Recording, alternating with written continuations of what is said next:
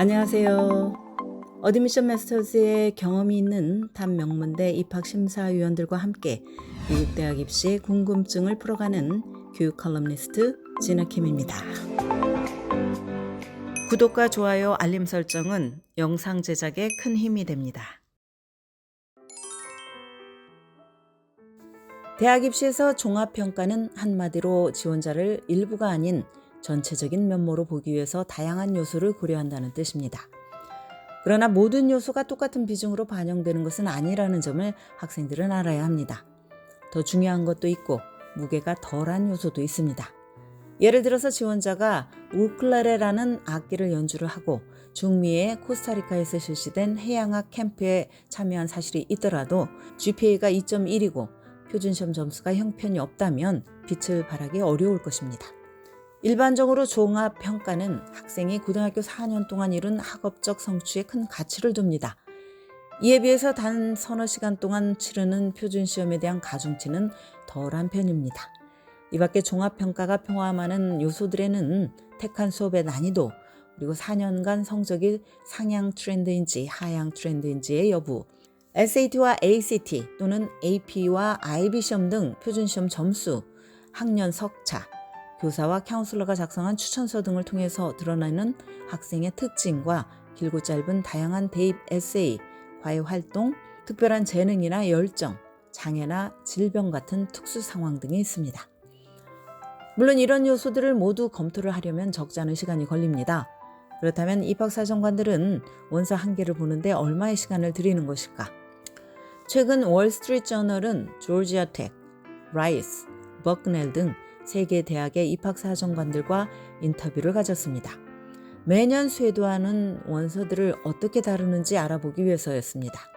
입학사정관들은 8분 또는 이보다 적은 시간 안에 얼마나 많은 리뷰를 하는지, 그리고 이들이 팀을 이뤄서 협업을 하기 때문에 하루에 최고 500개의 원서까지 리뷰가 가능하다는 내용 등을 이야기를 했습니다. 유펜 같은 명문대학들은 원서당 4분에서 6분 정도의 시간을 투자를 합니다. 그러나 속도가 빨라진다고 해서 종합평가를 안 하는 것이 아니라는 점을 알아야 합니다. 어떤 대학이 지원자 한 명의 원서를 검토하는데 20-30분을 들인다면 더 완성된 그림을 찾게 될 것입니다. 그러나 이보다 짧은 시간을 들인다고 해도 종합평가의 모든 요소들을 파악하기 위해서 최선을 다한다고 입학사정관들은 말을 합니다. 그럼 추천서, 에세이, 과외활동 같은 소프트 요소들은 얼마나 가중치가 있을까? 진정한 의미의 종합평가 과정에서는 추천서와 에세이, 과외활동 리스트가 매우 꼼꼼하게 읽힐 것입니다. 입학사정관들은 이 요소들을 자세히 들여다보고 당락을 결정할 수도 있습니다. 종합평가는 두 그룹의 지원자들에게 특히 중요합니다. 먼저 매우 경쟁이 치열한 대학에 지원하는 그룹입니다. 소위 탑 명문대의 합격률은 겨우 3%에서 20%에 불과합니다. 그것도 성적이며 과외활동이며 모든 분야에서 빠지지 않을 만큼 훌륭한 자격을 갖춘 지원자들 가운데 불과 이 정도만 입학 허가를 받는 것입니다. 이들은 옥에 티도 없는 완벽한 GPA와 대부분 1,500점이 넘는 SAT 점수, 그리고 긴 AP 클래스 리스트를 가지고 있습니다. 이런 지원자들 중에서 합격자를 선발하기 위한 유일한 방법은 커먼 앱 에세이, 대학별 추가 에세이, 교사 및 카운슬러 추천서, 교실 밖 활동을 통해서 이룬 성과들을 보는 것입니다. 그러므로 이들 요소에 대한 가중치가 커질 수밖에 없습니다. 또 다른 그룹은 성적에 흠이 있거나 표준시험 점수가 낮은 경우입니다. 지원자가 어떤 사연을 가지고 있다면 입학사정관은 이것을 들어줄 의향이 있습니다.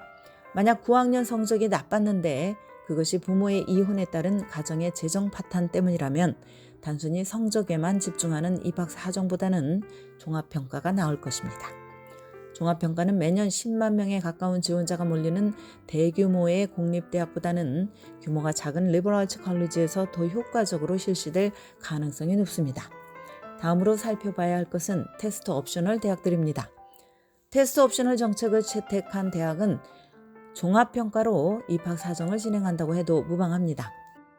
베이츠, 보든, 브린모어, 시카고 대학, 웨이크 포레스트, 웨슬리언 같은 유명 대학들은 모두 SAT나 ACT 점수 없이 원서를 제출할 수 있도록 허락을 합니다.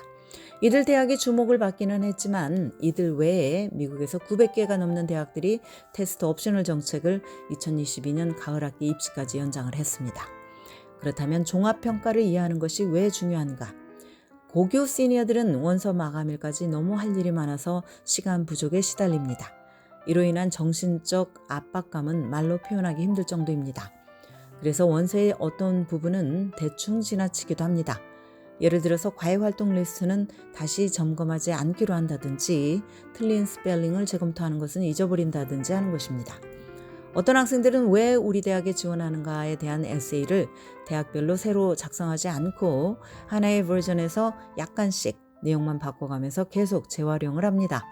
그러다 보니 각 대학이 가진 특징과 내가 왜 해당 대학에 진학하고 싶은지에 대한 특별한 이유를 언급하기보다는 에세이를 두루뭉실한 내용으로 채워버리는 실수를 범합니다. 그러나 이 점을 기억해야 합니다. 마지막 순간까지 정성을 다해서 원서를 준비한 지원자가 나중에 보상을 받는다는 것 말입니다.